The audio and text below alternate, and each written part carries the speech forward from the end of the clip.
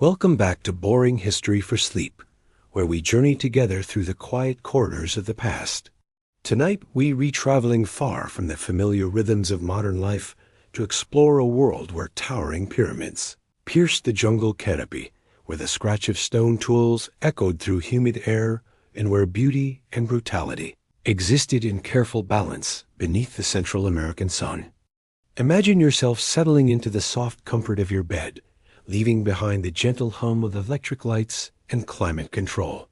Tonight, you'll drift back nearly 1,500 years, to a time when the great Mayan cities rose like islands of carved stone from an ocean of green jungle. Here, in places like Tikal, Palenque, and Copan, millions of people lived lives that were simultaneously magnificent and harsh, sophisticated and primitive, deeply spiritual and thoroughly practical. The Maya built a civilization that lasted longer than the Roman Empire, yet one that most of us know only through fragments. Temple ruins emerging from tangled vines, mysterious glyphs carved into weathered stone and jade masks that once adorned the faces of god-kings. Tonight we'll walk through their world, not as tourists viewing ruins, but as quiet observers of daily life, feeling the weight of limestone blocks, tasting the humid air thick with copal incense, and hearing the distant rhythm of drums echoing across plazas where thousands once gathered. You'll discover what it truly meant to labor under the tropical sun, to serve rulers who claimed descent from the gods themselves, and to live in a world where the movements of planets determined the fate of empires. This is a story of human ambition reaching toward the heavens of knowledge preserved in bark paper books, and of a civilization that created beauty so lasting it still takes our breath away centuries after the jungle began to reclaim their cities. So close your eyes, let your breathing slow, and prepare to walk the ancient paths of the Maya, where every stone tells a story, and every story whispers of lives lived in the shadow of eternity. Why it sucked to be a Mayan laborer at Tikal. The sun has not yet crusted the towering canopy of the Petan rainforest, but already you can feel the humidity pressing against your skin like a warm, damp blanket. You are one of perhaps 50,000 people who call the great city of Tikal home, and your day begins before dawn, as it has for countless generations of your family. The air is thick with the scent of wood smoke from countless cooking fires mixed with the rich, earthy smell of wet vegetation and the faint sweetness of copal, incense drifting down from the temple pyramids that rise like artificial mountains above the jungle floor. You live in a simple house, though calling it a house might be generous. It's really more of a rectangular hut, its walls made of limestone blocks mortared with mud, topped with a thatched roof of palm fronds that must be repaired constantly in this climate, where everything rots with startling speed.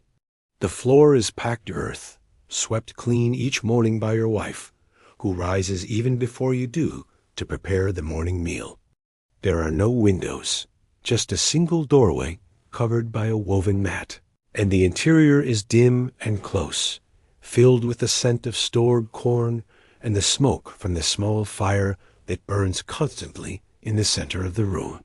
Your breakfast is simple: corn tortillas, perhaps with a small amount of beans if the harvest was good, and a drink made from ground cacao mixed with water bitter, nothing like the sweetened chocolate you might imagine.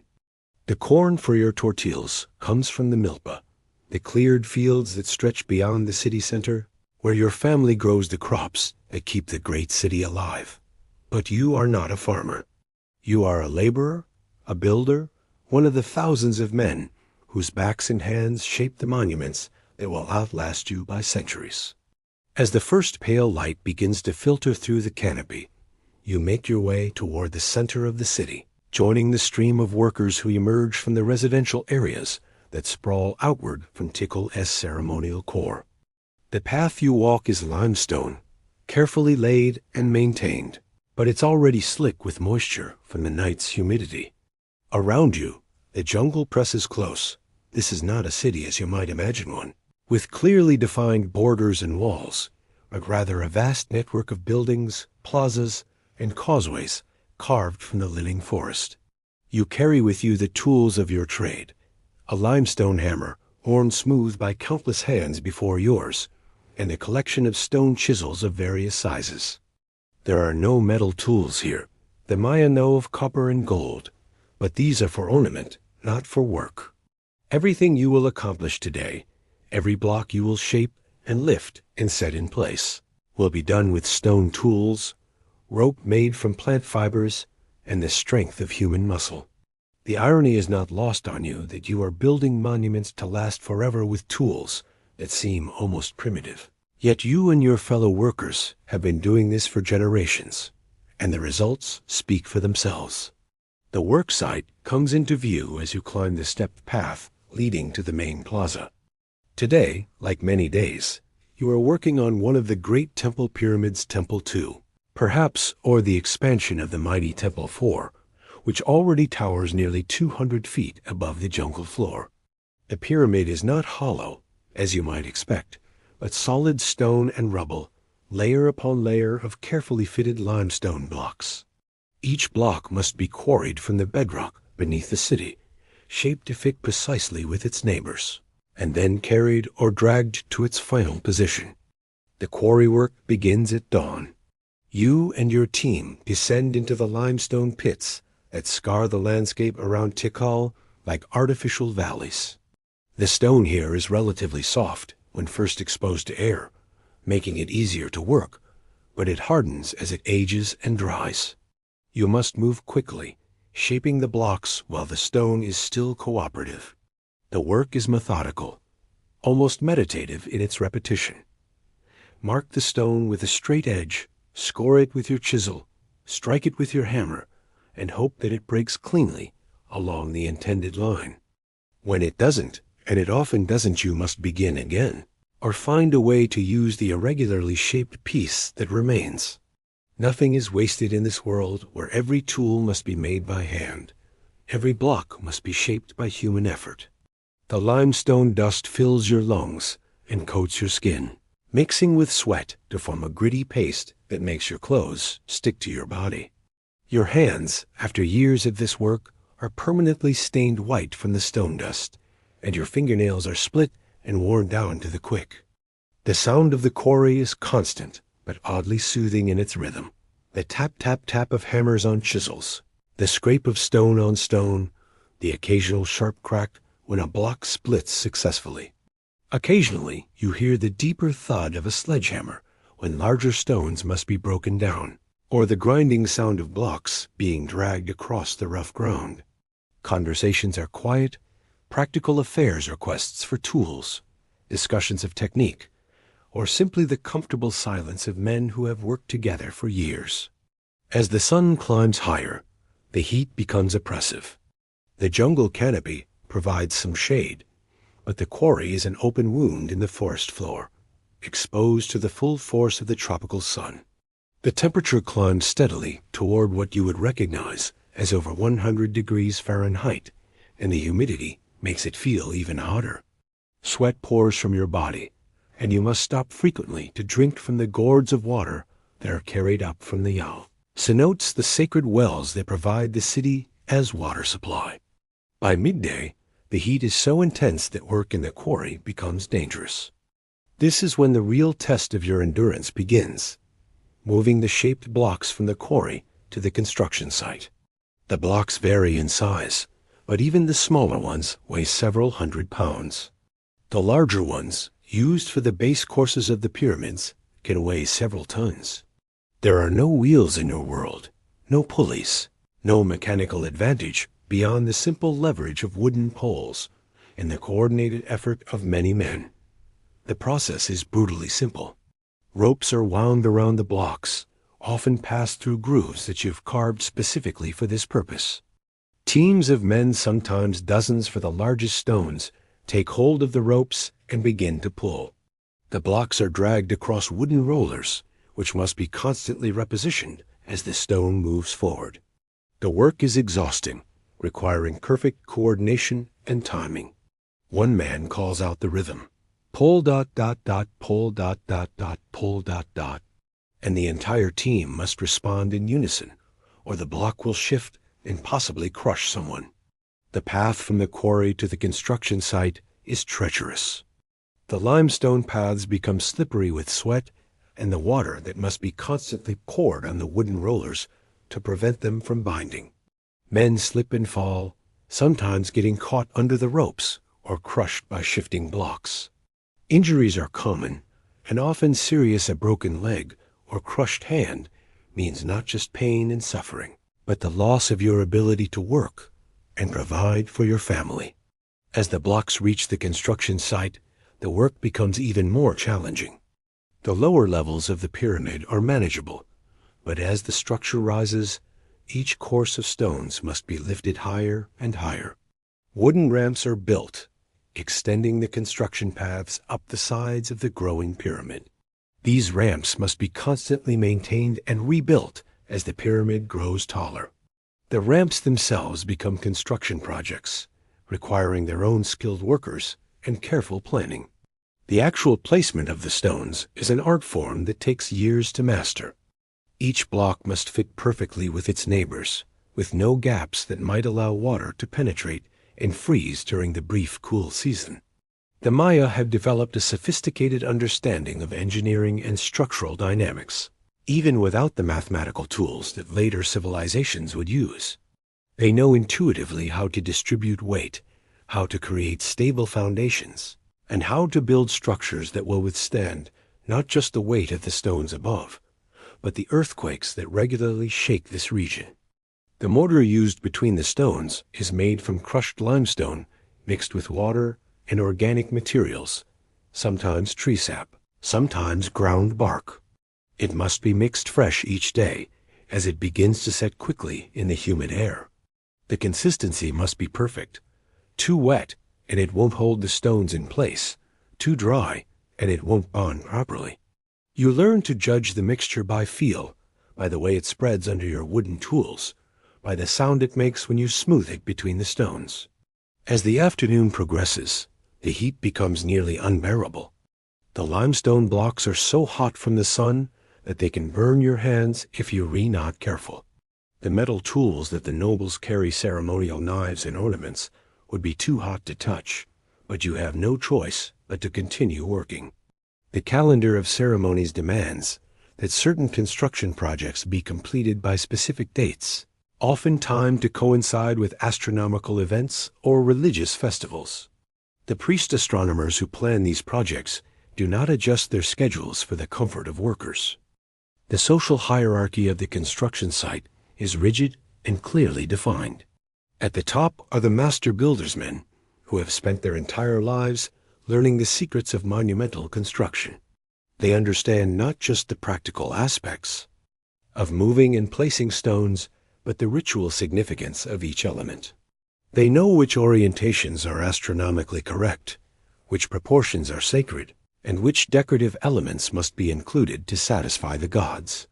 Below them are the skilled craftsmen, the stonemasons who carve the intricate reliefs and glyphs, the plasterers who apply the final smooth surfaces, the painters who add the brilliant colors that make the completed temples visible from miles away. You are neither a master builder nor a skilled craftsman. You are simply a laborer, one of the thousands of men, whose only qualification is the strength of your back and your willingness to work from dawn to dusk in conditions that would defeat most people. Your knowledge is practical and limited. You know how to shape stone, how to work as part of a team, how to follow orders without question. You cannot read the glyphs that are carved into the monuments you build, and you have only a vague understanding of the religious and political significance of your work. But you are not a slave. The Maya do take captives in war, and these prisoners often end up as laborers on construction projects. But most of the workforce consists of free men who are fulfilling their obligations to the city-state. In Maya society, everyone owes labor to the community, and the construction of temples and palaces is seen as a sacred duty. You work not because you are forced to, but because it is your role in the grand design of Maya civilization. The working day extends from dawn to dusk, with only brief breaks for meals and water. By the time the sun begins to set, you are exhausted in ways that go beyond simple physical fatigue. Your muscles ache, your hands are raw and bleeding, and your body is covered with limestone dust and sweat. But the work is not quite finished. The tools must be cleaned and stored. The work site must be prepared for the next day, and the progress of the day's work must be reported to the supervisor's dot as you make your way home through the dimming jungle. You pass the completed temples and palaces that represent the work of your father's generation and your grandfather's generation. These structures rise above you like artificial mountains, their surfaces gleaming white in the fading light. You know that long after you are gone, these monuments will remain, testament to the skill and dedication of men like yourself, who spent their lives moving stone and shaping eternity. Your evening meal is simple, more corn tortillas, perhaps with a stew made from whatever vegetables and meat your family has been able to acquire. The meat is likely to be wild game deer, peccary, or birds caught in the forest, or domesticated turkeys that are raised in the city. Fish from the rivers and lakes supplement the diet when available. The meal is eaten in silence, as is proper, with only the sound of the jungle night beginning to stir around your small house dot as you settle down to sleep on your mat, your body aching from the day's labor. You can hear the distant sound of drums and chanting from the temple complexes. The priests and nobles are conducting their evening ceremonies, offering to the gods the prayers and sacrifices that are meant to ensure the continued prosperity of the city. The ceremonies are elaborate and beautiful, involving ritual dances, the burning of precious incense, and sometimes the sacrifice of valuable goods, or even human lives. You have seen these ceremonies from a distance, but they are not for you. Your relationship with the gods is simpler and more direct. You build their houses, and in return, they provide the rain that makes the crops grow, and the strength that allows you to continue working. It is a practical arrangement, one that has sustained your people for generations. You do not need to understand the complex theological discussions of the priests or the political maneuvering of the nobles. Your role is to work, to build, to create monuments that will last forever. And as you drift off to sleep, surrounded by the sounds of the jungle night, the calls of howler monkeys, the rustle of small animals in the underbrush, the distant splash of water in the cenotes, you can feel a deep satisfaction in knowing that your work matters. The temples you build are not just monuments to the ego of rulers, but sacred spaces where the community comes together to celebrate the cycles of time and the bounty of the earth. The pyramids you construct are not just piles of stone, but carefully designed instruments for observing the sea, movements of the stars and planets that govern the Maya understanding of time and fate. Your life is hard, harder than most people in the modern world could imagine. You work in brutal heat with primitive tools. You risk injury and death every day, and you have no prospect of advancement or escape from your circumstances. But you are part of something larger than yourself, something that connects you to the gods and to eternity. The stones you shape with your hands will outlast empires, and the monuments you build will still be standing when the jungle has reclaimed the last traces of the cities that will someday replace yours. In the morning, you will wake before dawn and begin the cycle again, the walk to the quarry, the shaping of stone, the back-breaking work of moving massive blocks, the careful placement of each piece in its designated place. It is a life of routine and repetition, but it is also a life of purpose and meaning. You are building more than monuments. You are building a legacy that will endure long after the last Maya king has been forgotten and the last temple has been abandoned to the jungle. Segment 2.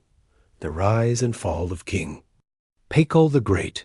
The year is 615 CE, and in the elegant stone city of Palenque, nestled in the foothills of the Chiapas Mountains, a 12-year-old boy named Kainich Janab Paykal ascends to a throne that will define not just his own destiny, but the fate of one of the most sophisticated civilizations the Americas have ever known.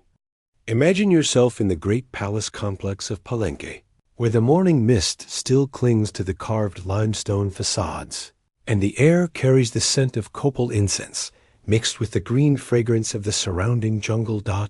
This is not the crowning of a boy king in some distant fairy tale, but the beginning of one of the longest and most remarkable reigns in Maya history. Pakal, whose name means shield, will rule for 68 years, transforming Palenque from a regional power into one of the greatest cities of the classic Maya world.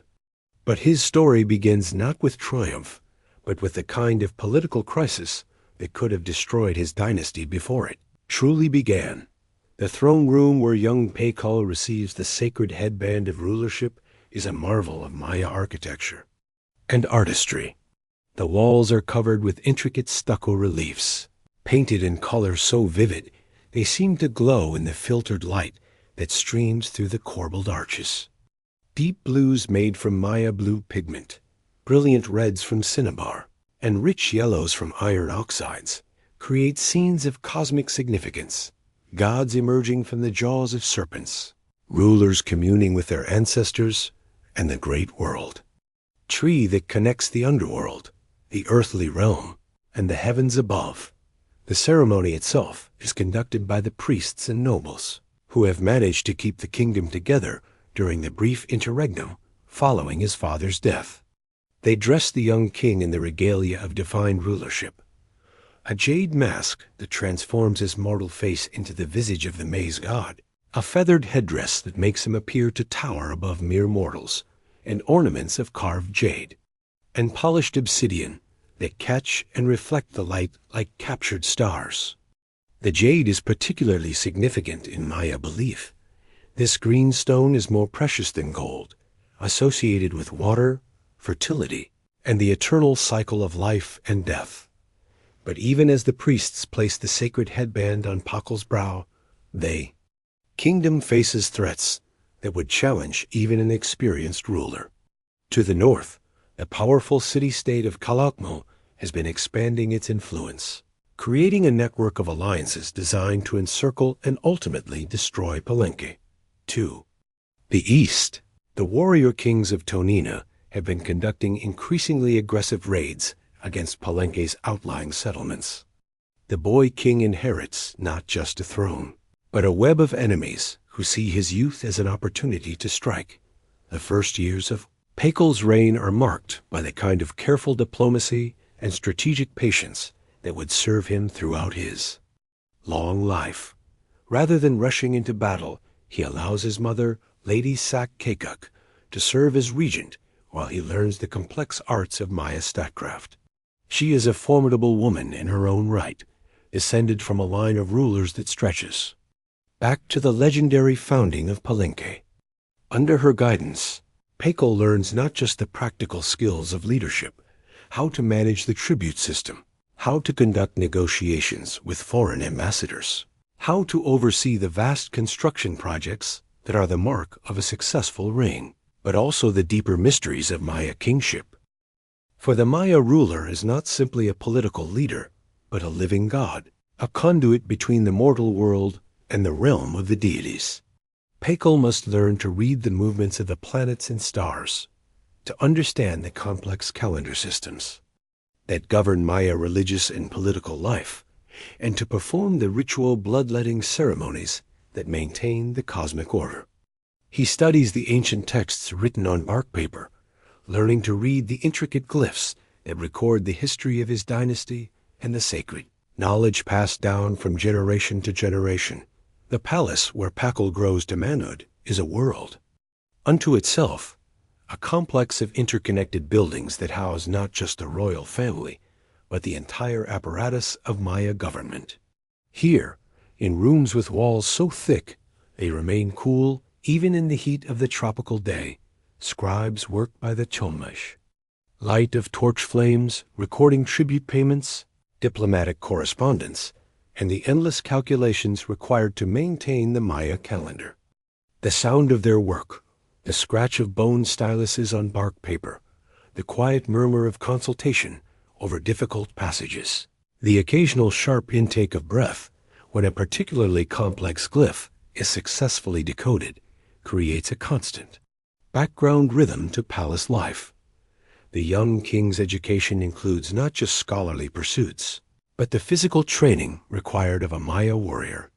He learns to use the atlaval, the spear thrower that can propel a dart with enough force to penetrate wooden armor. He practices with the makuil, a fearsome club embedded with obsidian blades that can cut through bone and sinew with devastating efficiency. He studies the arts of siege warfare, learning how to construct the wooden palisades and earthworks that protect Maya cities, and how to breach the defenses of enemy strongholds. But perhaps most importantly, Pakal learns the art of patience. Maya warfare is not the quick, decisive campaigns of later civilizations, but a complex dance of raid and counter-raid, alliance and betrayal that can continue for generations. A successful Maya ruler must think not just in terms of his own lifetime, but in terms of the long cycles of time that govern Maya cosmology. He must plant seeds that will bear fruit decades in the future, and lay foundations that will support the dynasty long after his own death. As Pakal reaches maturity, the threats to his kingdom become more pressing. In 659 CE, when he is in his mid-50s, the forces of Calakmul finally launch a major assault on Palenque. The attack comes not as a single overwhelming blow, but as a series of coordinated strikes designed to isolate the city and cut off its supply lines. Enemy warriors appear suddenly on the jungle paths, attacking merchant caravans and tribute bearers. Outlying settlements are burned, their populations killed or carried off as captives. The great trade routes that have brought prosperity to Palenque are disrupted, and the city begins to feel the pressure of siege. The attack on Palenque is led by Yuknum Chin II, the great king of Calakmul, whose name means fiery claw. He is everything that Pakal is not: impulsive, aggressive, and utterly ruthless in his pursuit of power. Where Pakal rules through careful diplomacy and the sacred authority of his divine lineage, Yuknum Cin rules through fear and the promise of plunder. His warriors are drawn from across the Maya world, united not by shared culture or religious belief, but by the prospect of rich rewards from the conquest of Palenque. The siege of Palenque lasts for months, and for a time, it seems, that the city might fall. Food supplies run low, and the population begins to suffer from the diseases that always accompany long sieges. The great plaza where thousands once gathered for religious ceremonies becomes a refugee camp, filled with families who have fled from the outlying districts. The sound of enemy drums echoes through the jungle at night, a constant reminder of the forces that surround the city. But Pakal has spent decades preparing for this moment. The alliances he has carefully cultivated with neighboring cities finally bear fruit, as reinforcements arrive from Yaxchilan and other friendly kingdoms. The tribute system that has seemed so burdensome during times of peace now reveals its true purpose, as the wealth accumulated in Palenque's storehouses is used to hire mercenaries and purchase weapons. Most importantly, the great construction projects that have occupied so much of the city's labor and resources prove to have been not just monuments to royal ego, but carefully designed fortifications. The temples and palaces of Palenque are built not just for beauty and religious significance, but for defense. The steep pyramids provide observation points from which the defenders can watch the movements of enemy forces. The thick walls and narrow doorways can be easily defended by small groups of warriors. The complex network of causeways and plazas creates natural choke points where attackers can be channeled into killing zones. What seemed like architectural extravagance reveals itself to be brilliant military engineering. The turning point comes when Pakal himself leads a sortie against the enemy camp. Despite being in his 50s, he still cuts an imposing figure in his jade-adorned battle gear, his presence inspiring his warriors to acts of exceptional courage. The battle is fierce and bloody, with obsidian-edged weapons creating wounds that even skilled healers cannot cure.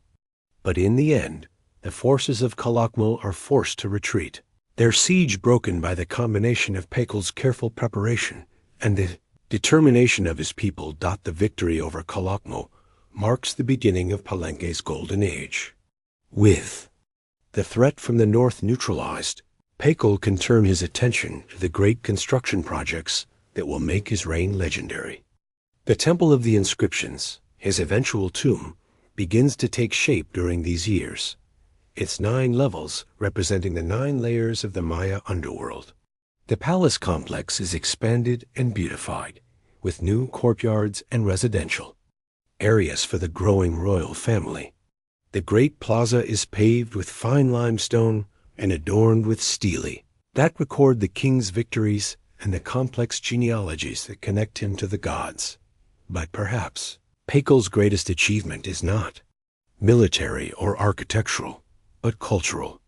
Under his patronage, the arts and sciences of the Maya reach heights that will never again be equaled. The scribes of Palenque develop new forms of hieroglyphic writing, creating texts of unprecedented complexity and beauty. The city's astronomers make observations and calculations that allow them to predict eclipses and planetary movements with extraordinary accuracy. The artists and craftsmen who work in the royal workshops create sculptures and frescoes that rank among the finest achievements of pre-Columbian art. The court of Palenque, during these golden years, is a place of extraordinary sophistication and refinement. Imagine yourself walking through the palace courtyards in the cool of the evening, when the day's heat has finally begun to dissipate and the first stars are appearing in the darkening sky. The sound of water trickling from the fountains mixes with the distant music of wooden flutes and ceramic drums, played by musicians who have traveled from across the Maya world to perform for the great king. The nobles who gather in these courtyards are dressed in clothing that represents the pinnacle of Maya textile arts. Their hooples and loincloths are woven from cotton, so fine it feels like silk, dyed with colors that seem to glow in the torchlight. The patterns worked into the fabric are not merely decorative, but tell stories of mythological events, of genealogical connections, of the complex relationships between the human and divine worlds. The jewelry they wear is equally sophisticated. Ear flares made from jade and obsidian, nose ornaments of carved shell and precious stones, and necklaces that incorporate materials from across Mesoamerica. The conversations that flow around these courtyards are conducted in the formal, flowery language of Maya court poetry. The nobles speak not just in words, but in metaphors and allusions that require deep knowledge of Maya mythology and history to fully understand.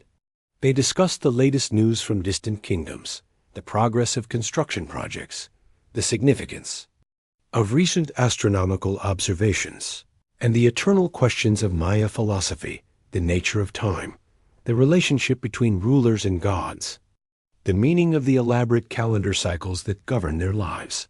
But even in this golden age, Pakal is already thinking about his legacy and the continuation of his dynasty.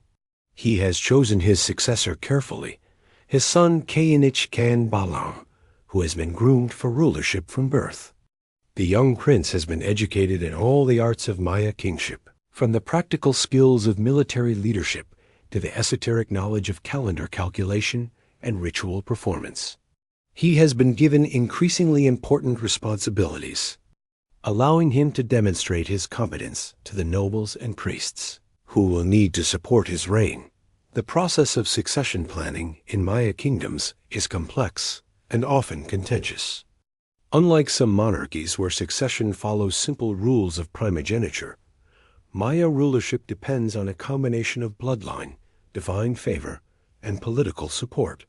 A potential ruler must demonstrate not just his genealogical qualifications, but his ability to maintain the cosmic order through proper ritual performance and his capacity to lead the kingdom in war and peace.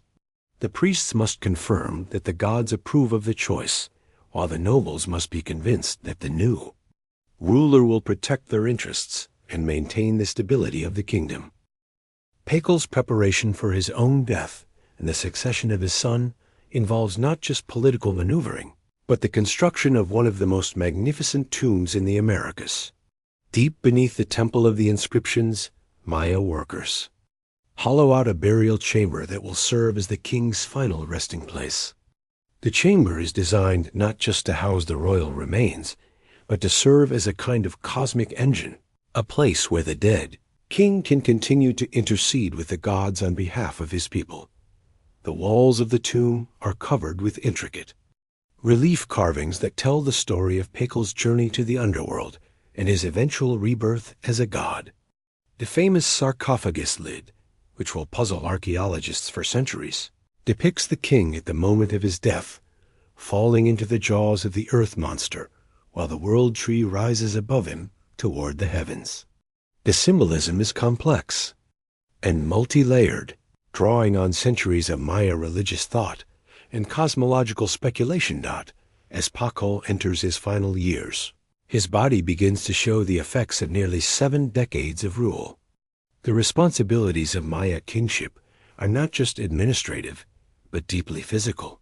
The king must perform bloodletting rituals that weaken his body, participate in ball games that test his endurance, and conduct ceremonies that can last for days without rest.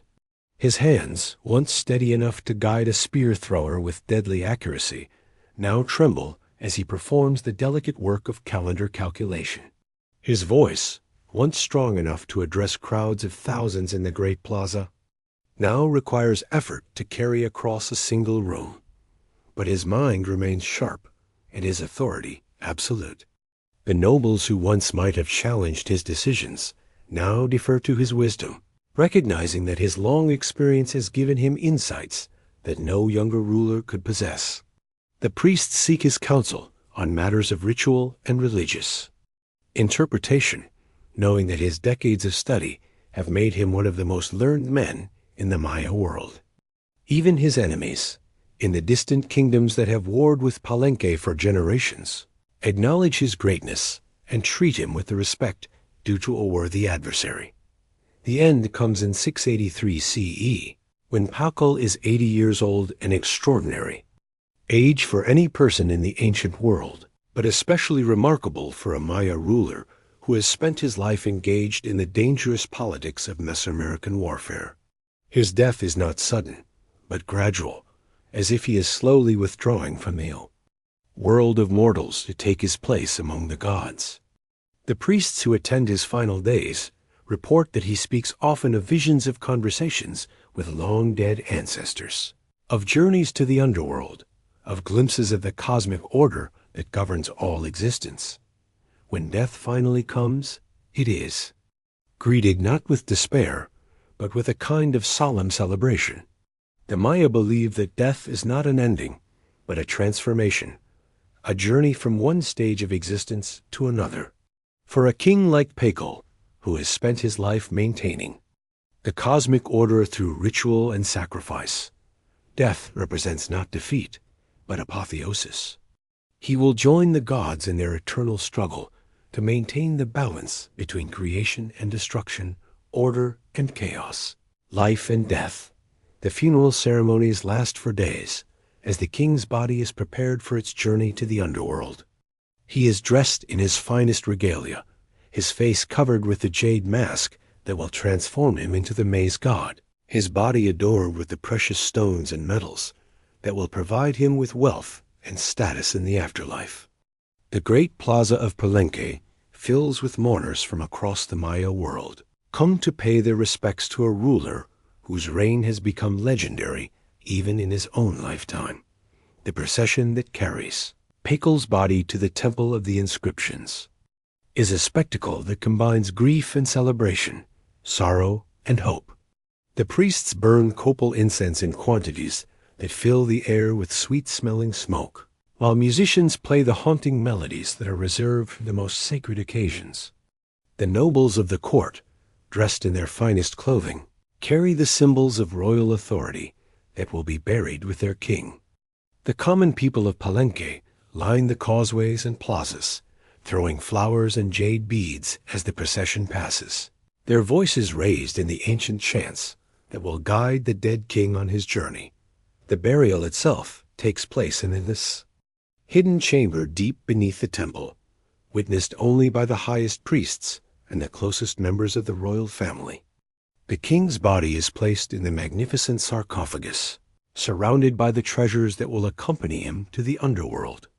The chamber is sealed with massive stone slabs, and the entrance is hidden so cleverly that it will not be discovered. Again for more than 1,000 years, but even in death, Pakal's influence continues to shape the destiny of Palenque. His son Knh Khan Balam ascends to the throne and proves to be a worthy successor, continuing the great construction projects and maintaining the delicate balance of alliances that his father established. The dynasty that Pakal founded will continue to rule Palenque for generations, and the city will remain one of the greatest centers of Maya civilization for centuries to come. The monuments that Pakal built during his long reign become the focus of pilgrimage and study for Maya scholars and priests. The Temple of the Inscriptions, with its complex hieroglyphic texts and astronomical alignments, serves as a kind of university where the finest minds of the Maya world come to study the mysteries of time and space. The palace complex becomes a model for royal architecture throughout Mesoamerica, copied and adapted by rulers who seek to emulate Pakal's success. As you imagine yourself in the years following Pakal's death, walking through the silent courtyards of the palace where he once held court, you can feel the weight of his legacy in every carved stone and painted fresco. The jungle that surrounds Palenque continues its eternal cycle of growth and decay, but the monuments that he built seem to exist outside of time, as permanent and unchanging as the mountains that rise beyond the city. The inscriptions that record his deeds will outlast the kingdom that he ruled, carrying his name and his achievements into a future that he could never have imagined. In the end, Pakal's greatest achievement may not have been his military victories or his architectural monuments, but his transformation of Maya kingship itself. He showed that a ruler could be both warrior and scholar, both political leader and spiritual guide, both mortal man and living God. His long reign provided the stability and continuity that allowed Maya civilization to reach its greatest heights, and his example inspired generations of rulers who sought to follow in his footsteps. The story of Pakal the Great is ultimately a story about the power of patience, wisdom, and careful planning. In a world where most rulers gained and lost power through violence and betrayal, he built a dynasty that lasted for centuries. In a culture that valued military prowess above all other virtues, he showed that the greatest victories are often won not on the battlefield, but in the quiet chambers where kings and counselors plan for the future. And in a civilization that has long since vanished into the jungle, his name and his achievements continue to inspire wonder and respect, a testament to the enduring power of great leadership and noble vision. Segment 3. The Mystery of the Mayan. Collapse. Imagine yourself standing in the great plaza of Tikal in the year 900 CE. But this is not the bustling center of civilization that you witnessed earlier in our journey. The massive pyramids still rise like stone mountains above the jungle canopy, their limestone surfaces gleaming white in the tropical sun. But something fundamental has changed. The plaza, which once echoed with the voices of thousands of people conducting the daily business of a great city, now lies largely empty. Weeds push through the carefully fitted stones of the causeways, and vines begin their slow but inexorable climb up the sides of monuments that took generations to build. The silence is profound and unsettling.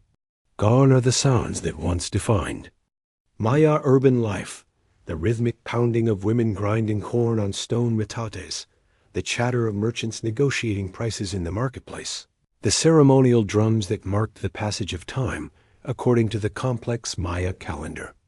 In their place, you hear only the sounds of the jungle reclaiming what was once its domain, the calls of howler monkeys echoing through the canopy, the rustle of leaves as small animals scurry through the underbrush, and the distant splash of water in the cenotes that once supplied a population of tens of thousands.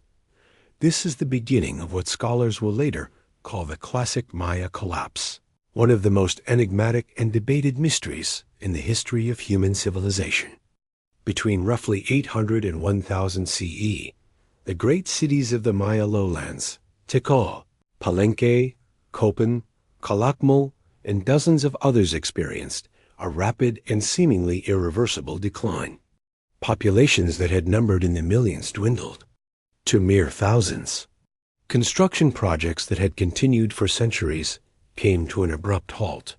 The sophisticated systems of writing, astronomy, and mathematics that had flourished for over 1,000 years began to fade from memory. The mystery deepens when you consider the scale and suddenness of this transformation.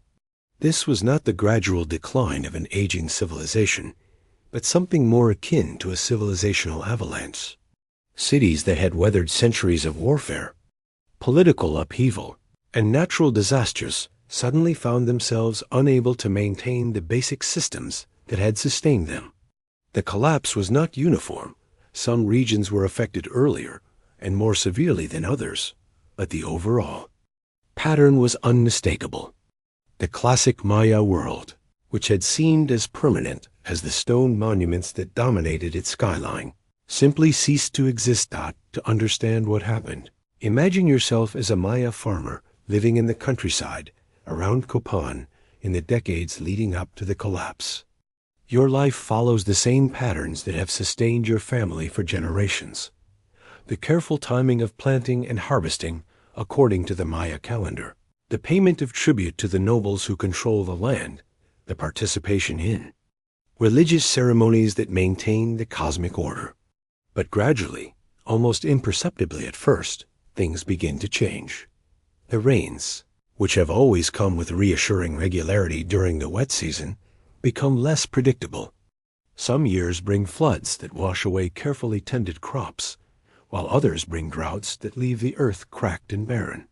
The cenotes and rivers that have provided water for countless generations begin to run lower, forcing you to walk farther and farther to fill your water gourds. The forest, which has always seemed inexhaustible, shows signs of stress. Fewer deer to hunt, less firewood to gather, smaller yields from the wild plants that supplement your diet. These changes might seem minor at first, easily dismissed as temporary fluctuations in the natural order. But they are part of a larger pattern that scientists studying ancient climate records have begun to piece together.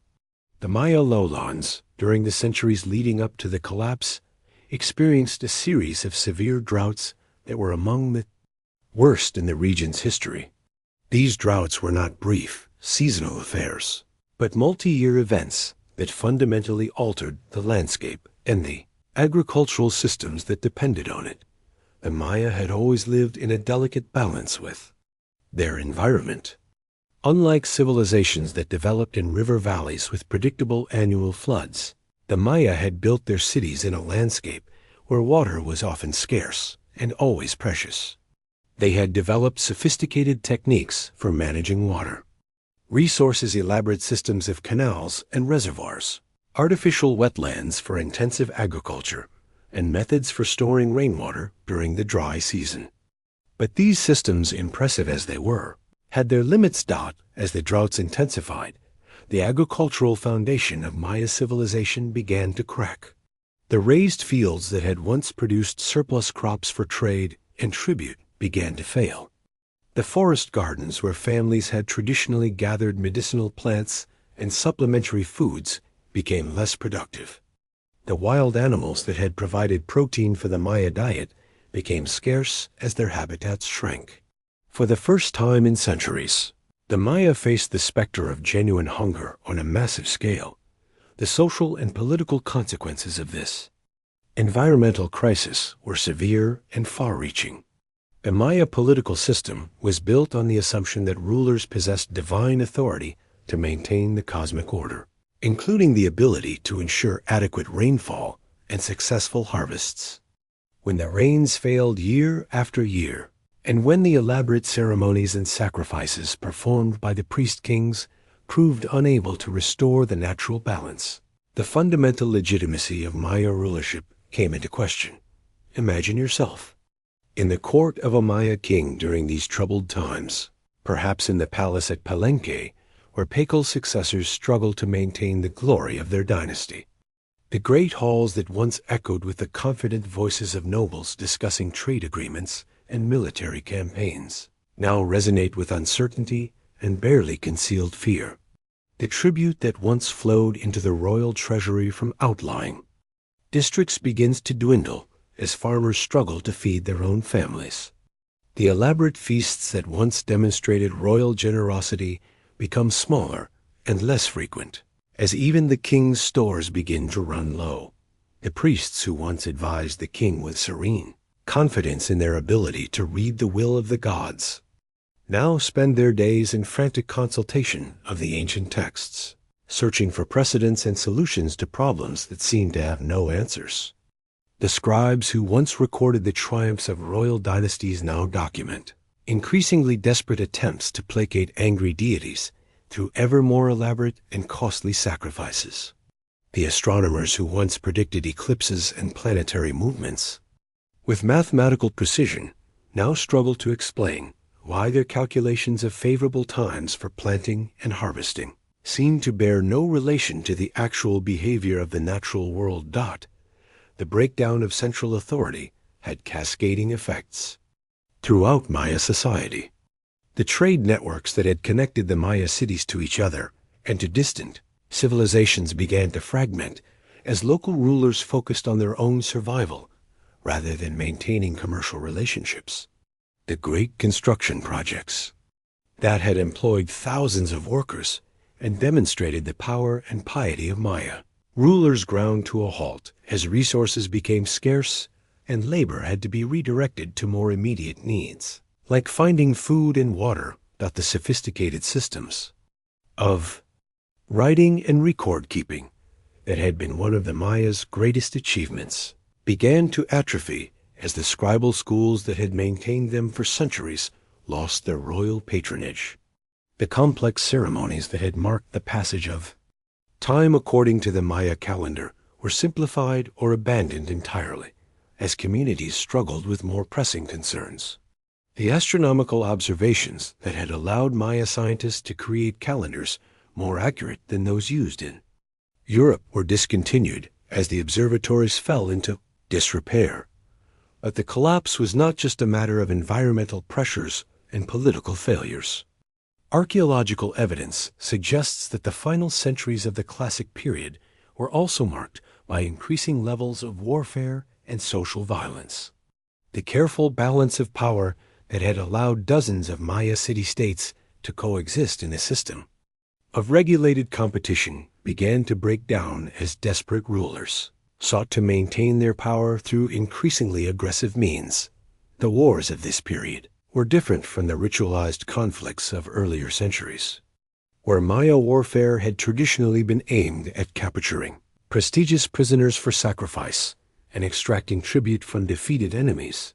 The conflicts of the collapse period seem to have been more destructive and less constrained by traditional rules of engagement. Cities that had stood for centuries were sacked and burned, their populations killed or scattered. The elaborate defensive systems that had protected Maya settlements were overwhelmed by attackers who seemed less interested in conquest than in destruction. The evidence for this period of violence is written in the archaeological record in ways that are both subtle and unmistakable. Excavations at sites like Aguateca in Guatemala have revealed layers of ash and debris that speak to sudden, catastrophic destruction. Houses contain pottery vessels that were abandoned in the middle of meals, tools that were dropped and never retrieved, and personal possessions that were left behind in what appears to have been hasty flight. The careful burial practices that had characterized Maya treatment of the dead give way to mass graves and unburied remains that suggest social breakdown on a massive scale. The psychological impact of this collapse on the Maya people themselves is difficult to imagine, but impossible to ignore. For over 1,000 years, Maya civilization had been built on the assumption that the natural and supernatural worlds operated according to predictable patterns that could be understood and influenced through proper ritual and political action. The complex calendar systems, the elaborate ceremonies, the divine kingship, and the sophisticated astronomical observations all reflected a worldview in which human beings could maintain harmony with the cosmos through knowledge and proper behavior. This system failed when the rains stopped coming despite the most elaborate ceremonies. When the kings proved unable to restore prosperity despite their claims to divine authority, when the carefully maintained balance between competing city-states dissolved into chaos and violence, the Maya faced not just physical hardship, but a crisis of meaning that struck at the very foundations of their cultural identity. The responses to this crisis varied from region to region and from community to community. In some areas, people simply abandoned their cities and dispersed into the countryside, returning to the kind of village-based agricultural life that had characterized the Maya before the rise of their great urban centers. In other regions, populations migrated en masse to areas that seemed to offer better prospects for survival. The northern Yucatan, where different environmental conditions might provide refuge from the droughts that were devastating the southern lowlands, or the highland, regions where different agricultural techniques might prove more resilient. Some communities attempted to maintain their traditional ways of life on a smaller scale, preserving what they could of Maya learning and culture in reduced circumstances. The books that contained the accumulated wisdom of Maya civilization were carefully copied and preserved, even as the great libraries and scribal schools that had produced them crumbled into ruins. The astronomical knowledge that had guided Maya agriculture and religious practice was maintained by small groups of specialists who continued to observe the movements of celestial bodies even as the great observatories fell into disrepair. Perhaps the most poignant response to the collapse was the attempt by some Maya communities to understand what had gone wrong and to find ways to prevent similar disasters in the future. The few texts that survive from this period suggest that Maya intellectuals engaged in profound soul-searching about the nature of their civilization and the causes of its failure. Some blamed the collapse on the anger of the gods, provoked by the failure of rulers and priests to maintain proper ritual practices. Others saw it as the inevitable result of a great cycle of time coming to an end, part of the cosmic pattern of creation and destruction that governed all existence. The environmental factors that contributed to the collapse were not limited to drought, though climate change appears to have been a crucial catalyst. The Maya had been practicing intensive agriculture for centuries, clearing forests, draining wetlands, and transforming the landscape to support ever-growing populations. This process had been sustainable as long as populations remained relatively stable and environmental conditions remained favorable. But the combination of population growth and climate stress created a perfect storm of ecological crisis. Deforestation that had accompanied Maya urban development had effects that compounded the impact of drought. Trees that had once helped retain moisture in the soil and moderate local weather patterns were gone, replaced by agricultural fields that were more vulnerable to both flood and drought. The erosion that followed deforestation degraded the soil quality that had supported Maya agriculture, making it even more difficult to maintain food production in the face of challenging climatic conditions. The Maya had also become dependent on trade, networks that connected their cities to sources of essential resources. Obsidian for tools and weapons came from volcanic regions in the highlands, salt came from coastal areas, and jade came from distant mountain valleys.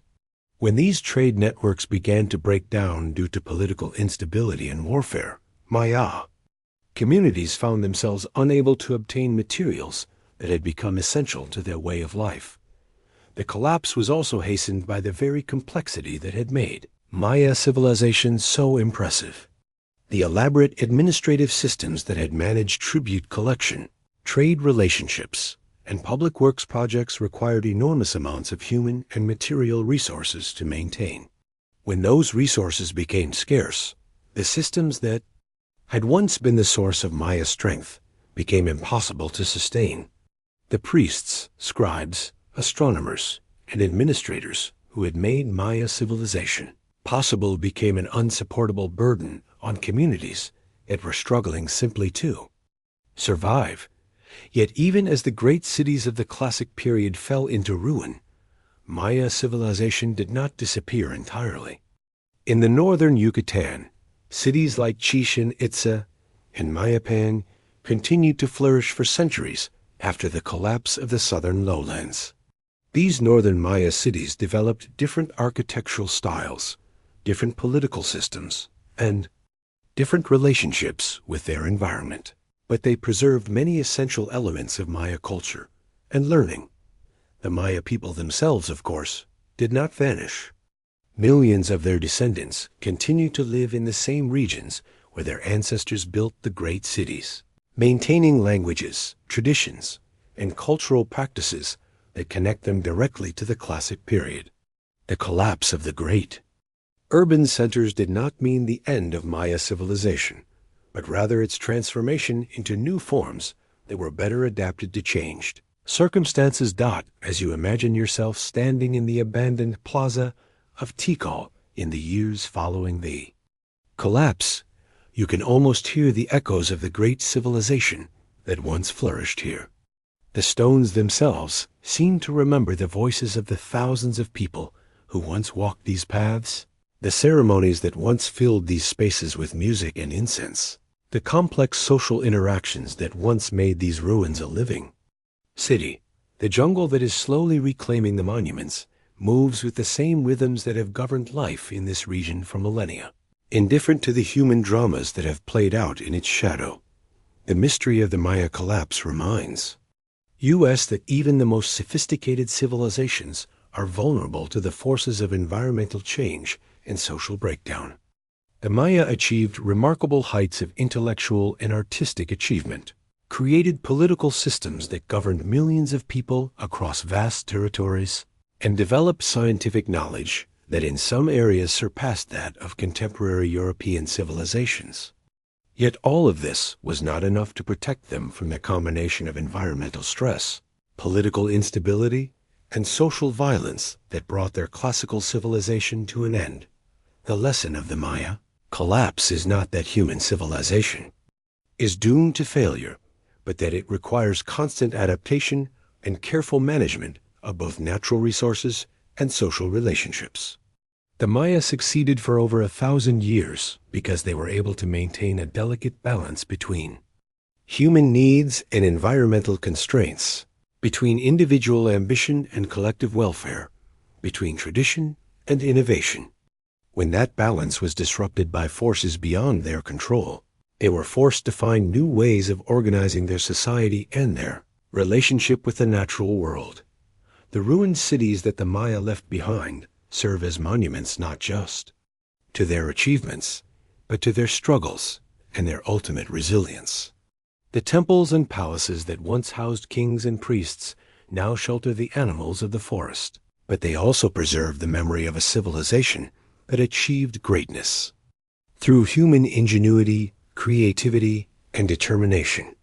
The hieroglyphic texts that record the deeds of Maya rulers and the calculations of Maya astronomers continue to reveal new insights into the nature of human society and the relationship between culture and environment. As the stars wheel overhead in their eternal patterns, following the same paths that Maya astronomers once tracked with such precision, the silence of the abandoned cities speaks not of failure, but of transformation. The Maya collapse was not the end of a story, but the beginning of a new chapter, one in which the descendants of the pyramid builders found new ways to live in harmony with the forest that had given birth to their civilization. The jungle that reclaimed their cities did not destroy their legacy, but preserved it, keeping their achievements safe until a later age could appreciate their full significance. In the end, The mystery of the Maya collapse may be less important than the mystery of their resilience. They created a civilization that lasted longer than most, achieved more than nearly any other culture in the pre-Columbian Americas, and left behind a legacy that continues to inspire and instruct us today. Their story reminds us that human societies are always fragile, always vulnerable to the forces of change, but also always capable of adaptation, renewal, and hope. Asterisk, how Mayan elites lived like astronomer King's dawn breaks over the palace complex of Copan in the year 730 CE, and the first rays of sunlight filter through the carved stone lattice that serves as a window in the private chambers of the royal family. The light falls across surfaces that would dazzle even the most sophisticated modern observer walls covered in intricate murals, painted in colors so vivid they seem to glow with their own inner fire, floors inlaid with jade and obsidian in geometric patterns that reflect the movement of celestial bodies, and furniture carved from precious woods and decorated with mother-of-pearl and polished stones that catch and reflect the morning light like captured rainbows. This is the world of the Maya elite, a realm of luxury and learning that rivals anything achieved by the great civilizations of the Old World. Here, in chambers that are simultaneously living spaces and sacred observatories, the ruling class of Maya society pursues a way of life that combines material splendor with intellectual achievement, political power with spiritual authority, and artistic refinement with scientific precision. To understand the full scope of Maya civilization, you must enter this rarefied world and experience what it meant to live as one of the chosen few who guided the destiny of millions. The morning routine of a Maya noble begins before dawn, not with the harsh necessity of manual labor, but with the gentle ritual of personal preparation that befits someone whose body is considered sacred. Imagine yourself as a member of the royal family, perhaps a younger son or daughter of the king, awakening in a chamber whose walls are covered with scenes from Maya mythology rendered in the finest artistic style. The bed on which you sleep is not the simple mat of a commoner, but a raised platform covered with textiles, so fine they were worth more than most families earned in a lifetime.